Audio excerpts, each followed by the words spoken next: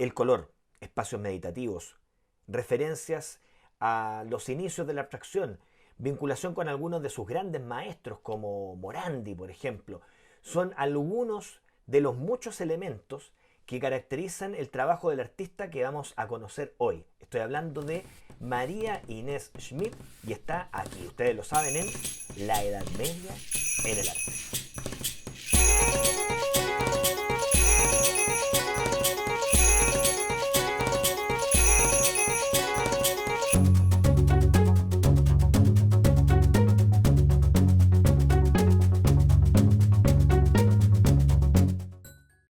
Los materiales son obviamente algo esencial para cada artista. Un material es la forma que un artista tiene para desarrollar una obra y muchas veces las características de ese material son vitales para el desarrollo de la obra. Pensemos, por ejemplo, en la relación que tiene un escultor con la piedra o con algo moldeable como puede ser el barro o la cera.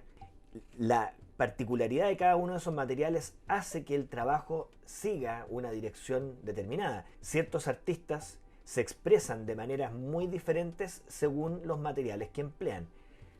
María Inés Schmidt no es una excepción. La selección de materiales que ella hace tiene que ver con muchas cosas. Creo, en primer lugar, con aproximarse a lo simple, a lo directo, aquello que está en nuestra experiencia cotidiana y que sin embargo el artista es capaz de hacer trascender. El cartón, la madera. Su preferencia está en el corrugado, el cartón que se usa para hacer cajas. Ese material tiene una particularidad, tiene una trama invisible, no la vemos, pero basta con pintar encima para descubrir que se produce un patrón lineal, son líneas rectas. Según la disposición que se le dé, esas líneas podrán variar a diagonales, horizontales, verticales. Con esos elementos, María Inés construye un mundo. Está la materialidad, está la trama, por lo tanto hay una dimensión táctil y una dimensión gráfica. Ambos elementos son aprovechados para el desarrollo de su amplio imaginario abstracto. La simetría es probablemente uno de los sistemas, modos más usuales que tenemos de distribuir cosas. A veces incluso la simetría sirve para realizar diseños gráficos. La heráldica, todos los escudos, ¿cierto?, se organizan a través de la repetición de elementos iguales a izquierda o derecha, o arriba o abajo, o en ambas direcciones. En el caso de la obra de María Inés, lo abstracto, lo simétrico, tiene que ver con lograr que ciertas formas dejen de ser reconocibles. Cuando a través de un efecto espejado se repite una forma, comienza a abstraerse, y si más encima se las trata con un plano de color, es decir, un color regular, lo que ocurre es que se transforma en una suerte de fantasma repetido, con un efecto muy cercano a esas imágenes del test de Rorschach, en las que uno puede imaginar distintas cosas. Alguien en una de esas manchas puede ver una mariposa, otro podrá ver un paisaje, etc.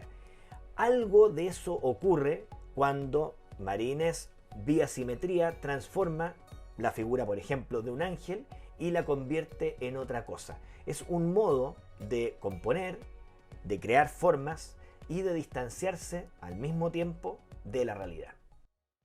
El soporte de la madera no es solamente para pintar en el caso de María Inés. Ella tiene una vinculación muy particular con ese material, al punto que también construye objetos. Hay una carpintera detrás de ella también que le permite crear ciertos derivados del objeto utilitario como la mesa, que son llevados a un plano escultórico. Son, podríamos decir, trascendidos. Está su función, porque la mesa sigue funcionando para soportar algo, pero ya soporta algo que ya no es funcional, algo que debemos solamente contemplar. Hay ahí un cruce entre la experiencia cotidiana, las cuatro patas de la mesa que se asientan sobre el suelo, y algo que está dispuesto sobre ella para que lo contemplemos. Probablemente lo que estamos contemplando es el oficio, es la naturaleza simple, directa de ese material, que carga además una historia. Muchas de esas maderas son recuperadas. Hay ahí una línea también importante en la obra de María Inés, que atraviesa su producción y que está en diálogo permanente con la pintura. No se trata de dos oficios de forma independiente, sino que están ligados uno con el otro. Si uno pudiera definir lo espiritual, que es muy complejo, tendría que convenir que más allá de la religión, puede haber un punto común, que es el abandono del materialismo, el abandono de las exigencias, las prerrogativas que tiene la sociedad respecto de los sujetos. En la conducta espiritual, lo que hay es un sujeto que se vuelca sobre sí mismo, piensa en su interior y se despoja de lo accesorio. El materialismo chato de la sociedad, así al menos, no exactamente en esos términos, pero más o menos en esa línea de reflexión, se planteó en su momento Kandinsky. Su contacto con movimientos espirituales de la época como la teosofía es la de muchos artistas abstractos. Podríamos nombrar a Kupka, a Mondrian, a Malevich, etc. También de una artista abstracta que hace un descubrimiento en la historia del arte, que es Hilma af Klint. En ese sentido, la obra de María Inés Schmidt está plenamente ligada. ¿Por qué? Vemos que se despoja de la figuración. Cuando hace referencia a ella, la abstrae a través de la simetría. En ese ejercicio material e icónico, ella explora ciertos elementos que normalmente asociamos a lo espiritual. A veces la repetición, una suerte de mantra, que se genera, por ejemplo, con los ritmos lineales, o un manejo cromático que tiende a evitar ciertas estridencias, o por el contrario, que a veces puede recurrir a ellas, refiriéndose quizás a ciertos estados.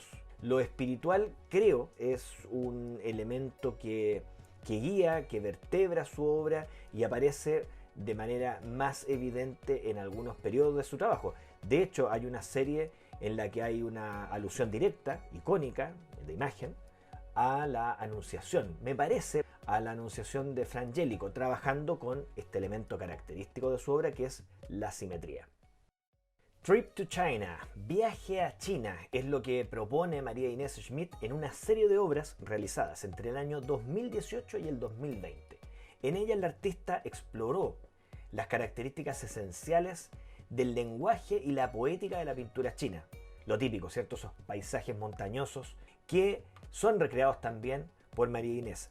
Es muy importante en esta serie lo espacial, la textura. Ella trabaja sobre madera y permite que la veta aparezca como imagen, a veces relacionándose directamente con los iconos, con los elementos representados. Y por cierto, lo arquitectónico. Hay una recreación de la arquitectura china y particularmente de la perspectiva que ellos utilizaban en este caso, que es la perspectiva isométrica, que es la que en Occidente se comienza a usar para la representación de arquitectura profesional. Entonces, espacio, mancha, soporte, son algunos de los elementos que arman el tejido de esta serie y, por cierto, una espiritualidad común a todas las imágenes. Hay artistas que hacen de lo político, de lo contingente, de la crisis, el elemento esencial de su trabajo. Y está bien, necesitamos ese tipo de obras. Pero también necesitamos encontrarnos con obras que nos permitan explorar otras dimensiones, la dimensión espiritual, hacer que el arte sea un espacio de recogimiento, un espacio de contemplación, entendiéndola esta no solamente como el encontrarse con algo bello, sino también con la posibilidad de, a través del ejercicio de la mirada atenta, descubrir algo de nosotros mismos. Eso, y mucho más, es lo que encontramos hoy día en la obra de María Inés Schmidt. Y lo viste en La Edad Media en el arte.